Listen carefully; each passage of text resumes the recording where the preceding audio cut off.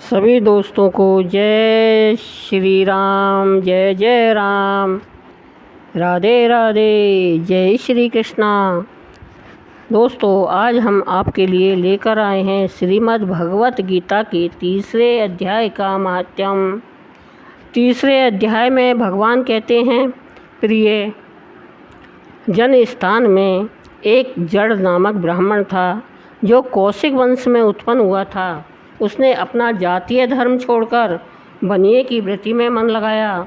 उसे पराई स्त्रियों के साथ व्यभिचार करने का व्यसन पड़ गया था। वह सदा जुआ खेलता, शराब पीता और शिकार खेलकर जीवों की हिंसा किया करता था। इसी प्रकार उसका समय बीतता था। धन नष्ट हो जाने पर वह व्यापार के लिए बहुत दूर उत्तर दिशा में चला गया। वहाँ से धन कमाकर घर की ओर लौटा। बहुत दूर तक रास्ता उसने तय कर लिया था। एक दिन सूर्यास्त हो जाने पर दसों दिशाओं में अंधकार फैल गया। तब एक वृक्ष के नीचे उसे लुटेरों ने धर दबोचा और शीघ्र ही उसके प्राण ले लिए। उसके धर्म का लोप हो गया था, इसलिए वह बड़ा भयानक प्रेत हुआ। उसका पुत्र बड़ा धर्मात्मा और वेदों का विद्वान था। उसने अब तक पिता के लौट आने की राह देखी। जब वे नहीं आए तब उनका पता लगाने के लिए वह स्वयं भी घर छोड़कर चल दिया। वह प्रतिदिन खोज करता, मगर राहगीरों से पूछने पर भी उसे उनका कुछ समाचार नहीं मिलता था। उसके बाद एक दिन एक मनुष्य से उसकी भेंट हुई जो उसके पिता का सहायक था। उससे सारा हाल जानकर उसने पिता की मृत्यु पर बहुत शोक किया। वह बड़ा बुद्धिमान था। बहुत कुछ सोच विचार कर पिता का पारलौकिक कर्म करने की इच्छा से आवश्यक सामग्री साथ लेकर उसने काशी जाने का विचार किया। मार्ग में 7-8 मुकाम डालकर वह 9वें दिन उसी वृक्ष के नीचे पहुंचा जहां इसके पिता मारे गए थे। उस स्थान पर उसने संध्या उपासना की और गीता के तीसरे अध्याय का पाठ किया। इसी समय आकाश में बड़ी भयानक आवाज़ हुई। उसने अपने पिता को भयंकर आकार में देखा। फिर तुरंत ही अपने आप को आकाश में उसे एक सुंदर विमान दिखाई दिया जो महान तेज से व्याप्त था। उसमें अनेकों क्षुद्र घंटिकाएँ लगी हुई थी। उसके तेज से समस्त दिशाएं आलोकित हो रही थी। यह दृश्य देखकर उसके चित्त की व्यग्रता दूर हो गई। उसने विमान पर अपने पिता को दिव्य रूप धारण किए हुए विराजमान देखा। उसके शरीर पर पीताम्बर शोभा पा रहा था और मुनिजन उनकी स्तुति कर रहे थे। उन्हें देखते ही पुत्र ने प्रणाम किया। तब पिता ने भी उसे आशीर्वाद दिया। तत्पश्चात उसने पिता से यह सारा वृतांत पूछा। उसके उत्तर में पिता ने सब बातें बताकर इस प्रकार कहना आरंभ किया, बेटा, देववश मेरे निकट गीता के तृतीय अध्याय का पाठ करके तुमने इस शरीर के द्वारा किए हुए बुरे से बुरे कर्म बंधन से मुझे छुड़ा दिया। अतः अब घर लौट जाओ, क्योंकि जिसके लिए तुम काशी जा रहे थे वह प्रयोजन इस समय तृतीय अध्याय के पाठ से सिद्ध हो गया है। पिता के यों कहने पर पुत्र ने पूछा, तात, मेरे हित का उपदेश कीजिए तथा और कोई कार्य जो मेरे लिए करने योग्य हो बतलाइए।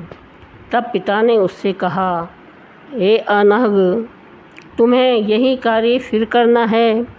मैंने जो कर्म किया है वही मेरे भाई ने भी किया था।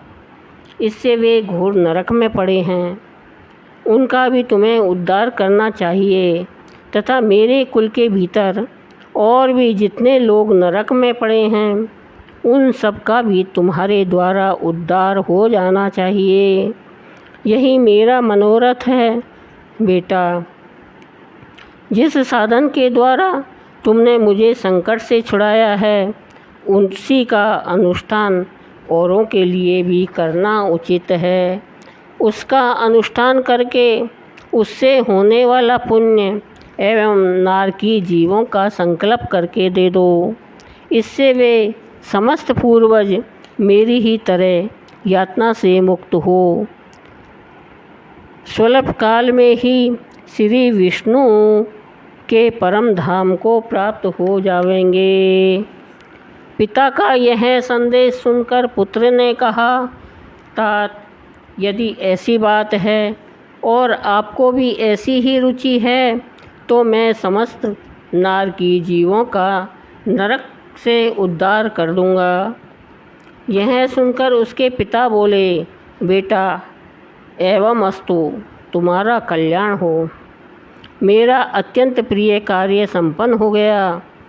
इस प्रकार पुत्र को आश्वासन देकर उसके पिता भगवान विष्णु के परम धाम को चले गए। तत्पश्चात वह भी लौटकर जन स्थान में आया और परम सुंदर भगवान श्री कृष्ण के मंदिर में उनके समक्ष बैठकर पिता के आदेश अनुसार गीता के 3 अध्याय का पाठ करने लगा। उसने नारकी जीवों का उद्धार करने की इच्छा से गीता पाठ जनित सारा पुण्य संकल्प करके दे दिया। इसी बीच में भगवान विष्णु के दूत यातना भोगने वाले नारकी जीवों को छुड़ाने के लिए यमराज के पास गए। यमराज ने नाना प्रकार के सत्कारों से उनका पूजन किया और कुशल पूछी। वे बोले, धर्मराज, हम लोगों के लिए सब और आनंद ही आनंद है। इस प्रकार सत्कार करके पितृलोक के सम्राट परम बुद्धिमान यम ने विष्णु दूतों से यमलोक में आने का कारण पूछा। तब विष्णु दूतों ने कहा, यमराज, शेष शैया पर शयन करने वाले भगवान विष्णु ने हम लोगों को आपके पास कुछ संदेश देने के लिए भेजा है। भगवान हम लोगों के मुख से आपकी कुशल पूछते हैं और यह आज्ञा देते हैं कि आप नरक में पड़े हुए समस्त प्राणियों को छोड़ दें। अमित तेजस्वी भगवान विष्णु का यह आदेश सुनकर यम ने मस्तक झुकाकर उसे स्वीकार किया और मन ही मन कुछ सोचा।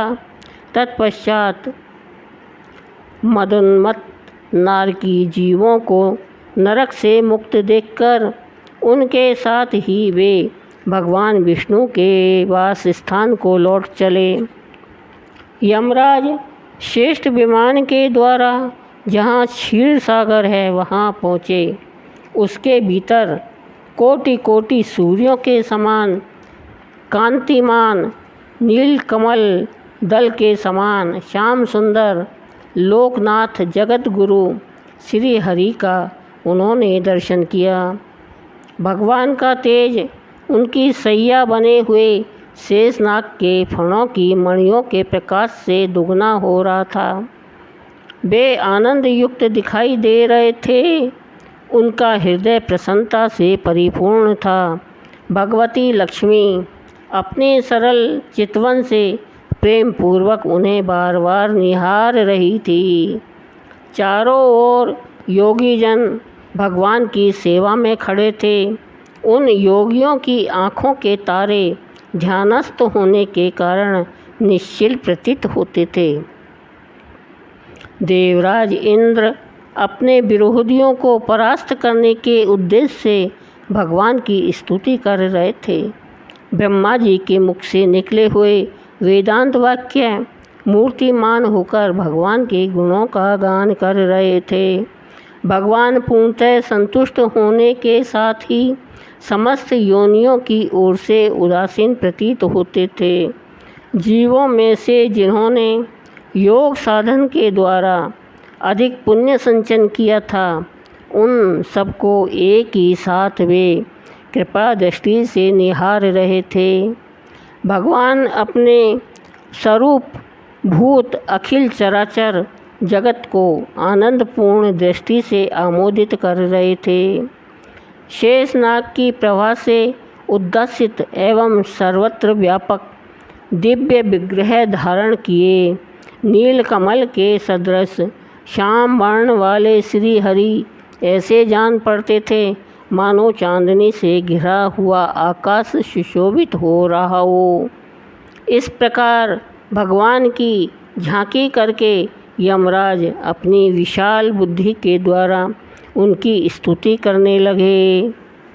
यमराज बोले, संपूर्ण जगत का निर्माण करने वाले परमेश्वर, आपका अंतःकरण अत्यंत निर्मल है। आपके मुख से ही वेदों का प्रादुर्भाव हुआ है। आप ही विश्व स्वरूप और इसके विधायक ब्रह्मा हैं। आपको नमस्कार है।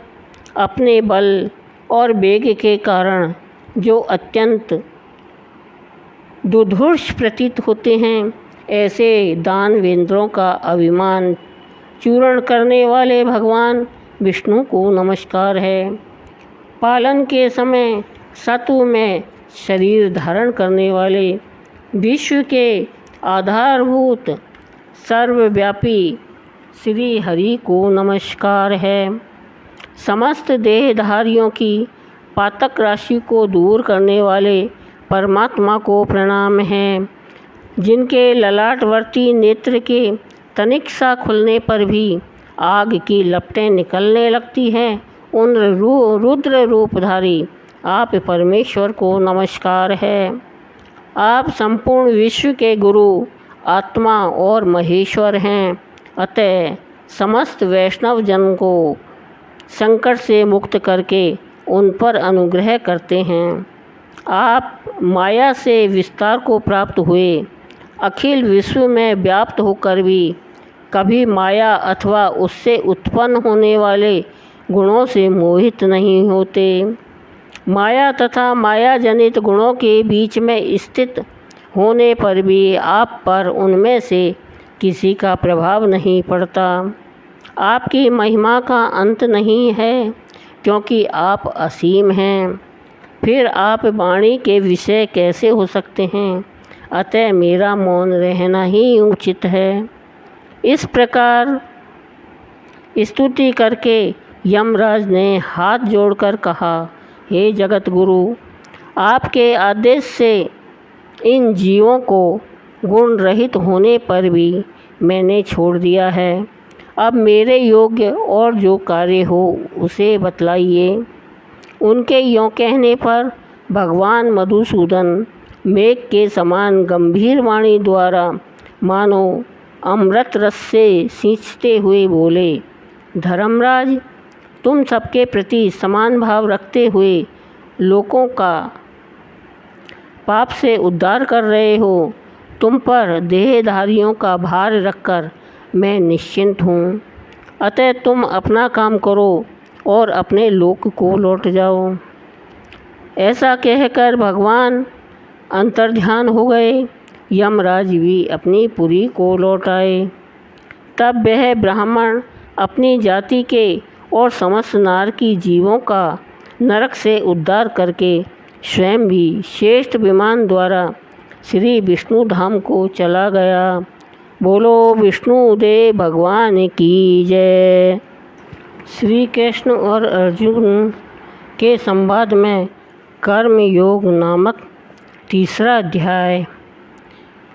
तीसरे अध्याय में अर्जुन ने प्रश्न किया कि हे जनार्दन, यदि कर्मों की अपेक्षा ज्ञान आपके श्रेष्ठ मान्य है, तो फिर हे केशव, मुझे भयंकर कर्म में क्यों लगाते हैं तथा आप मिले हुए से वचन से मेरी बुद्धि को मोहित सी करते हैं। इसलिए उस एक बात को निश्चय करके कहिए कि जिससे मेरा कल्याण को हो जाए और मैं कल्याण को प्राप्त हो जाऊं।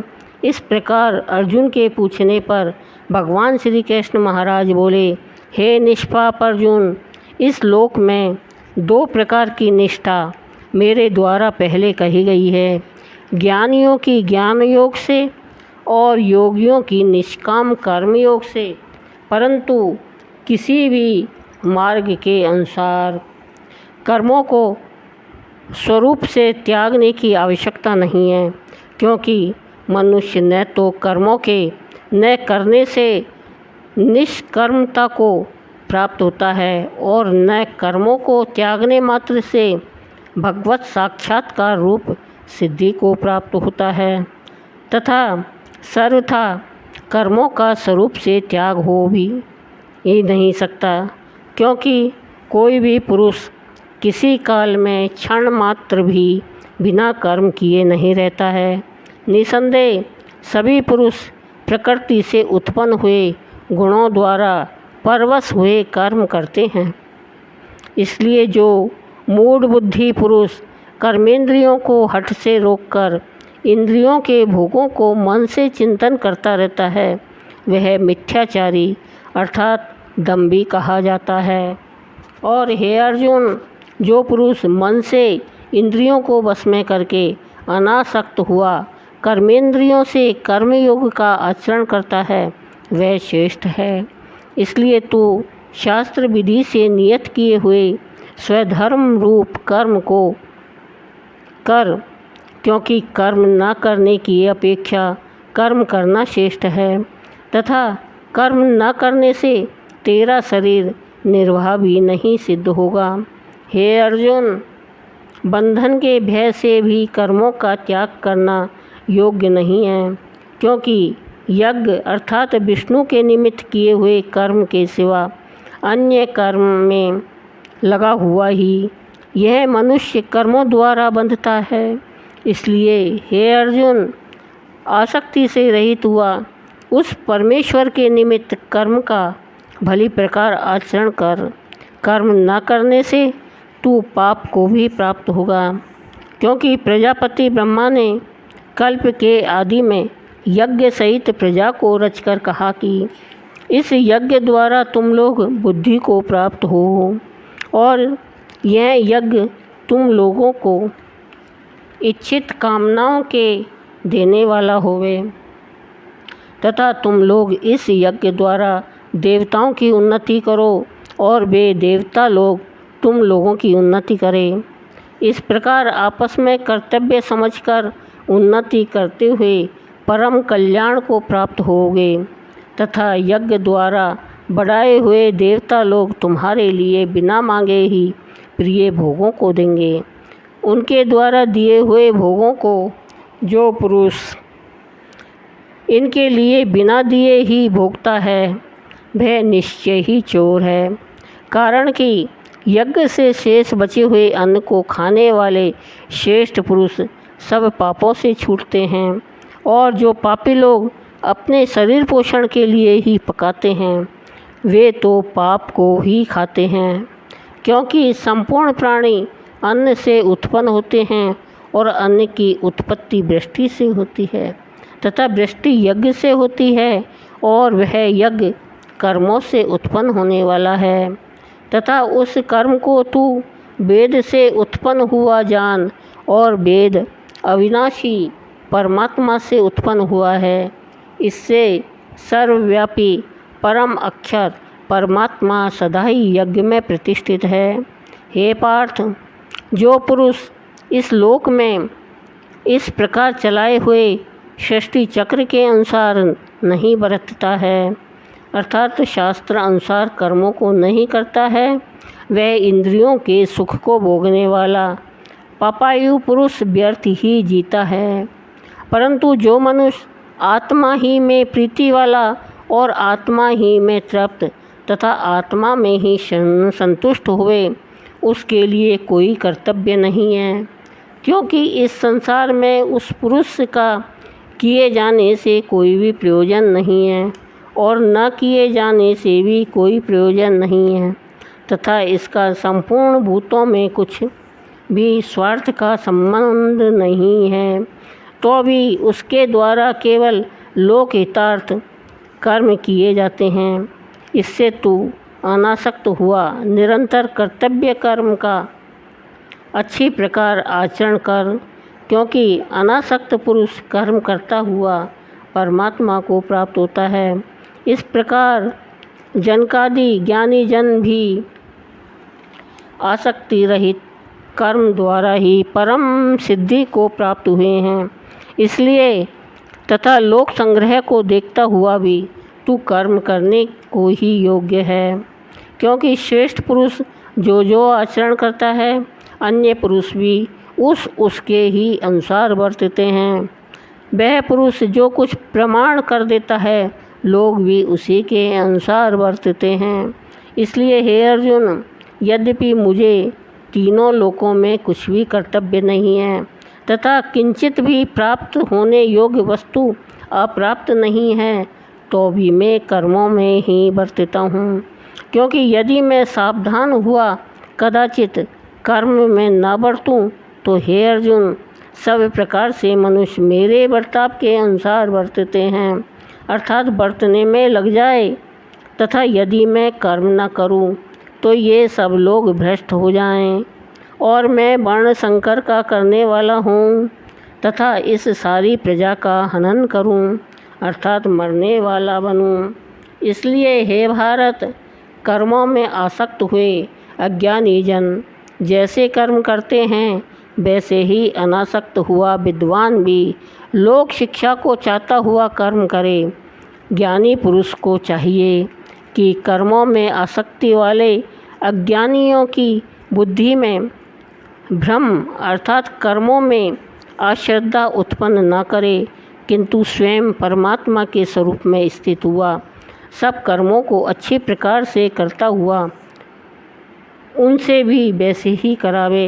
हे अर्जुन, वास्तव में संपूर्ण कर्म प्रकृति के गुणों द्वारा किए हुए हैं तो भी अहंकार से मोहित हुए अंतःकरण वाला पुरुष मैं करता हूँ ऐसे मान लेता है। परंतु हे महाबाहु, गुण विभाग और कर्म विभाग के तत्व को जानने वाला ज्ञानी पुरुष संपूर्ण गुणों में वर्तते हैं ऐसे मानकर नहीं आसक्त होता है, और प्रकृति के गुणों से मोहित हुए पुरुष गुण और कर्मों में आसक्त होते हैं। उन अच्छी प्रकार से ना समझने वाले मूर्खों को अच्छी प्रकार जानने वाला ज्ञानी पुरुष चलायमान ना करे। इसलिए हे अर्जुन, तू ध्यान निष्ठ चित्त से संपूर्ण कर्मों को मुझ में समर्पण करके आशा रहित और ममता रहित होकर संताप रहित हुआ युद्ध कर।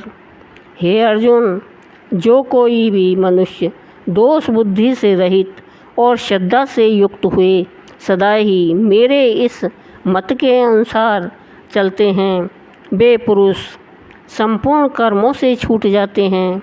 और जो दोष दृष्टि वाले मूर्ख लोग इस मेरे मत के अनुसार नहीं चलते हैं, उन संपूर्ण ज्ञानों में मोहित चित्त वालों को तो कल्याण से भ्रष्ट हुए ही जान।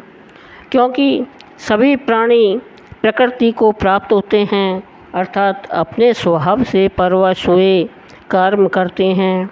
ज्ञानवान भी अपनी प्रकृति के अनुसार चेष्टा करता है, फिर इसमें किसी का हट क्यों करेगा या क्या करेगा। इसलिए मनुष्य को चाहिए कि इंद्रियों के अर्थ में अर्थात सभी इंद्रियों के भोग में स्थित जो राग और द्वेष है उन दोनों के बस में नहीं होवे, क्योंकि इसके वे दोनों ही कल्याण मार्ग में विघ्न करने वाले महान शत्रु हैं। इसलिए उन दोनों को जीतकर सावधान हुआ स्वधर्म का आचरण करे, क्योंकि अच्छी प्रकार आचरण किए हुए दूसरे के धर्म से गुण रहित भी अपना धर्म अति उत्तम है। अपने धर्म में मरना भी कल्याणकारक है और दूसरे के धर्म भय को देने वाला है। इस पर अर्जुन ने पूछा कि हे कृष्ण, फिर यह पुरुष बलात् लगाए हुए के सदृश न चाहता हुआ भी किससे प्रेरा हुआ पाप का आचरण करता है। इस प्रकार अर्जुन के पूछने पर श्री कृष्ण महाराज बोले, हे अर्जुन, रजोगुण से उत्पन्न हुआ ये काम ही क्रोध है। यही महाअशन अर्थात अग्नि के सदृश भोगों से न तृप्त होने वाला और बड़ा पापी है। इस विषय में इसको ही तू बैरी जान। जैसे धुएं से अग्नि और मल से दर्पण ढका हुआ जाता है तथा जैसे जेर से गर्भ ढका हुआ है, वैसे ही उस काम के द्वारा यह ज्ञान ढका हुआ है। और हे अर्जुन, इस अग्नि सदृश न पूर्ण होने वाला काम रूप ज्ञानियों के नित्य बैरी से ज्ञान ढका हुआ है। इंद्रियां, मन और बुद्धि इस काम के वास स्थान कहे गए जाते हैं और यह काम इन मन, बुद्धि और इंद्रियों द्वारा ही ज्ञान को आच्छादित करके इस जीवात्मा को मोहित करता है। इसलिए हे अर्जुन, तू पहले इंद्रियों को वश में करके ज्ञान और विज्ञान के नाश करने वाले इस काम पापी को निश्चय पूर्वक मार। और यदि तू समझे कि इंद्रियों को रोककर काम रूप बैरी को मारने की मेरी शक्ति नहीं है, तो तेरी यह भूल है, क्योंकि इस शरीर से तो इंद्रियों को पर कहते हैं और इंद्रियों से पर मन है और मन से भी पर बुद्धि है और जो बुद्धि से भी अत्यंत पर है वह आत्मा है। इस प्रकार बुद्धि से ऊपर अर्थात सूक्ष्म तथा सब प्रकार बलवान और श्रेष्ठ अपने आत्मा को जानकर और बुद्धि के द्वारा मन को वश में करके, हे महाबाहु, अपनी शक्ति को समझकर इस दुर्जय काम रूप शत्रु को मार। बोलो श्री कृष्ण भगवान की जय।